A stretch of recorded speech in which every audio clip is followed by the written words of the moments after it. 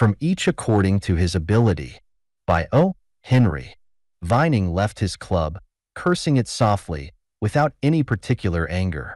From 10 in the morning till 11 it had bored him immeasurably.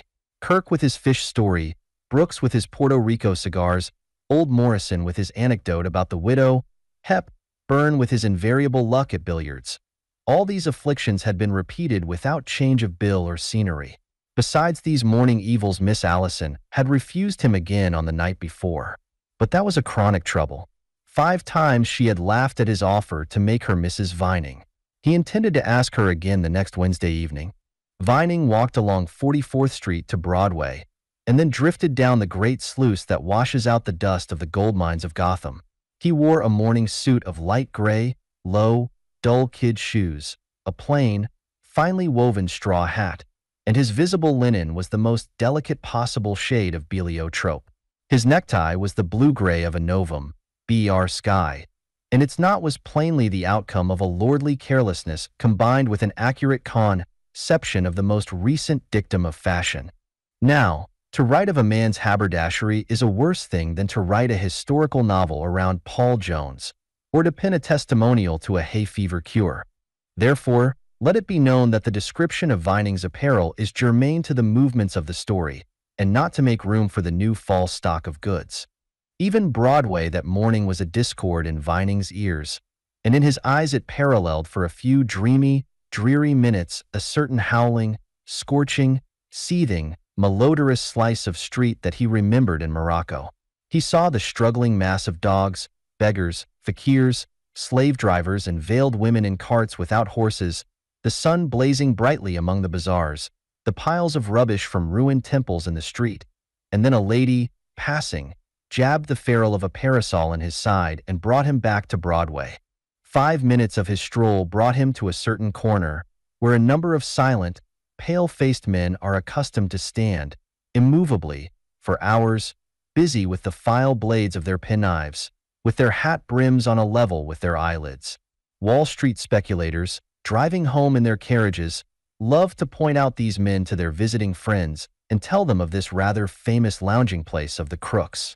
On Wall Street, the speculators never use the file blades of their knives. Vuyning was delighted when one of this company stepped forth and addressed him as he was passing. He was hungry for something out of the ordinary, and to be accosted by this smooth-faced, keen-eyed, low-voiced, athletic member of the underworld, with his grim, yet pleasant smile, had all the taste of an adventure to the convention-weary Vuyning. "Excuse me, friend," said B. "Could I have a few minutes' talk with you, on the level?" "Certainly," said Vuyning, with a smile. "But suppose we step aside to a quieter place. There is a divan, a cafe over here that will do. Shrum will give us a private corner." Shrum established them under a growing palm, with 2 sidles between them. Vuyning made a pleasant reference to meteorological conditions, thus forming a binge upon which might be swung the door leading from the thought repository of the other.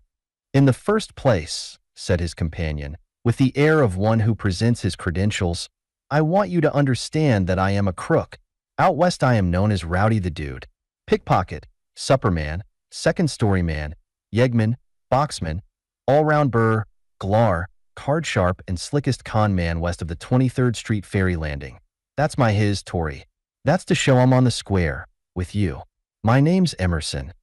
"Confound old Kirk with his fish stories," said Vuyning to himself, with silent glee as he went through his pockets for a card. "It's pronounced Vuyning," he said, as he tossed it over to the other, "and I'll be as frank with you. I'm just a kind of a loafer, I guess, living on my daddy's money. At the club they call me left at the post.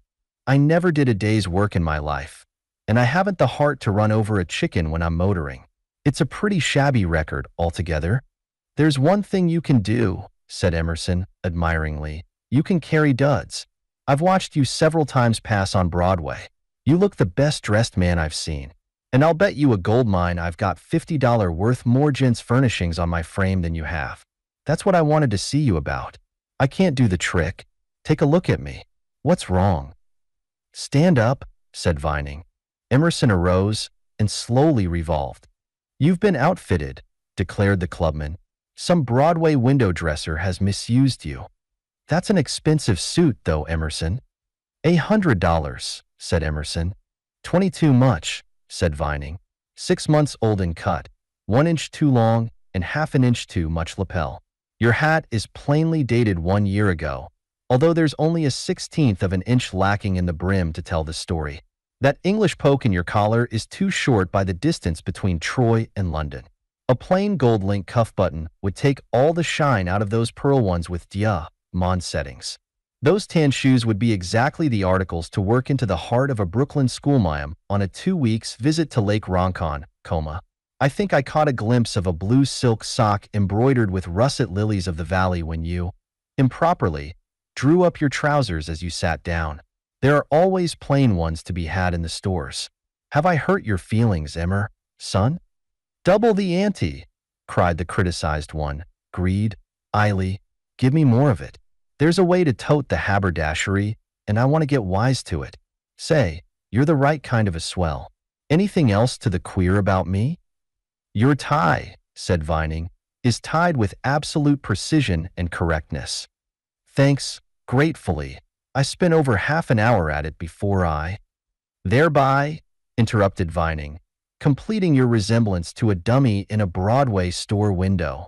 Yours truly, said Emerson, sitting down again. It's bully of you to put me wise. I knew there was something wrong, but I couldn't just put my finger on it. I guess it comes by nature to know how to wear clothes.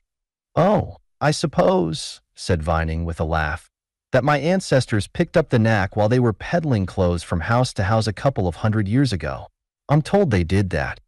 And mine, said Emerson, cheerfully, were making their visits at night, I guess, and didn't have a chance to catch on to the correct styles. I tell you what, said Vining, whose ennui had taken wings, I'll take you to my tailor.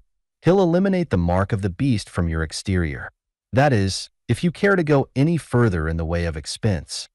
Play him to the ceiling, said Emerson, with a boyish smile of joy. I've got a roll as big around as a barrel of black-eyed peas and as loose as the wrapper of a 2-for-5er. I don't mind telling you that I was not touring among the antipodes when the burglar-proof safe of the Farmers National Bank of Butterville, IA, flew open some moonless nights ago to the tune of $16,000. Aren't you afraid, asked Vining, that I'll call a cop and hand you over? You tell me, said Emerson coolly, why I didn't keep them. He laid Vining's pocketbook and watch, the Vining 100-year-old family watch on the table. Man, said Vining, reveling, did you ever hear the tale Kirk tells about the 6-pound trout and the old fisherman? Seems not, said Emerson, politely. I'd like to. But you won't, said Vining. I've heard it scores of times. That's why I won't tell you. I was just thinking how much better this is than a club. Now, shall we go to my tailor? Boys and elderly gents, said Vining, 5 days later at his club, standing up against the window where his coterie was gathered, and keeping out the breeze, a friend of mine from the West will dine at our table this evening. Will he ask if we have heard the latest from Denver? Said a member, squirming in his chair. Will he mention the new 23-story Masonic Temple in Quincy, Illinois? Inquired another, dropping his nose glasses. Will he spring one of those western Mississippi River catfish stories in which they use yearling calves for bait? Demanded Kirk, fiercely. Be comforted, said Vining. He has none of the little vices. He is a burglar and safe blower and a pal of mine. Oh, Marian, said they, must you always adorn every statement with your alleged humor? It came to pass that at 8 in the evening a calm, smooth, brilliant, affable man sat at Vining's right hand during dinner. And when the ones who passed their lives in city streets spoke of skyscrapers or of the little czar on his far, frozen throne, or of insignificant fish from inconsequential streams, this big, deep-chested man, faultlessly clothed and eyed like an emperor, disposed of their Lilliputian chatter with a wink of his eyelash. And then he painted for them with hard, broad strokes a marvelous lingual panorama of the West. He stacked snow-topped mountains on the table, freezing the hot dishes of the waiting diners. With a wave of his hand, he swept the clubhouse into a pine-crowned gorge, turning the waiters into a grim posse, and each listener into a blood-stained fugitive, climbing with torn fingers upon the ensanguined rocks. He touched the table and spake, and the five panted as they gazed on barren lava beds, and each man took his tongue between his teeth and felt his mouth bake at the tale of a land empty of water and food. As simply as Homer sang, while he dug a tine of his fork leisurely into the tablecloth, he opened a new world to their view, as does one who tells a child of the looking-glass country. As one of his listeners might have spoken of T2 Strong at a Madison Square afternoon, so he depicted the ravages of red-eye in a border town when the caballeros of the lariat and 45 reduced ennui to a minimum. And then, with a sweep of his white, unringed hands, he dismissed Melpomene, and forthwith Diana and Amaryllis footed it before the mind's eyes of the clubmen. The savannas of the continent spread before them. The wind, humming through 100 leagues of sagebrush and mesquite, closed their ears to the city's staccato noises. He told them of camps, of ranches marooned in a sea of fragrant prairie blossoms, of gallops in the stilly night that Apollo would have forsaken his daytime steeds to enjoy. He read them the great, rough epic of the cattle and the hills that have not been spoiled by the band of man, the mason. His words were a telescope to the city men, whose eyes had looked upon Youngstown, and whose tongues had called it West. In fact, Emerson had them going. The next morning at 10 he met Vuyning, by AP appointment, at a 42nd Street cafe. Emerson was to leave for the West that day. He wore a suit of dark cheviot that looked to have been draped upon him by an ancient Grecian tailor who was a few thousand years ahead of the styles.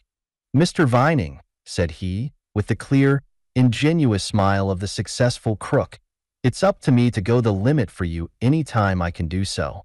You're the real thing, and if I can ever return the favor, you bet your life I'll do it." "What was that cowpuncher's name?" asked Vuyning, "who used to catch a Mustang by the nose and mane and throw him till he put the bridle on?" "Bates," said Emerson. "Thanks," said Vuyning. "I thought it was Yates." "Oh, about that toggery business. I'd forgotten that. I've been looking for some guy to put me on the right track for years," said Emerson. "You're the goods, duty-free, and halfway to the warehouse in a red wagon. Bacon, toasted on a green willow switch over red coals, ought to put broiled lobsters out of business," said Vuyning. "And you say a horse at the end of a 30-foot rope can't pull a 10-inch steak out of wet prairie? Well, goodbye, old man, if you must be off." At 1 o'clock Vuyning had luncheon with Miss Allison by previous arrangement.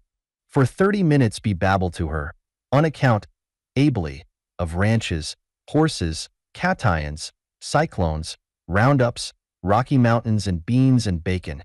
She looked at him with wondering and half-terrified eyes. "I was going to propose again today," said Vuyning cheerily, "but I won't. I've worried you often enough. You know Dad has a ranch in Colorado. What's the good of staying here? Jumping John, quills, but it's great out there. I'm going to start next Tuesday."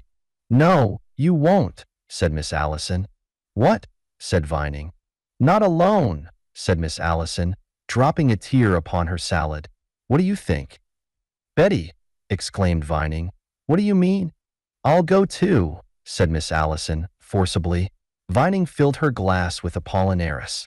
"Here's to Rowdy the Dude," he gave, a toast mysterious. "Don't know him," said Miss Allison. "But if he's your friend, Jimmy, here goes."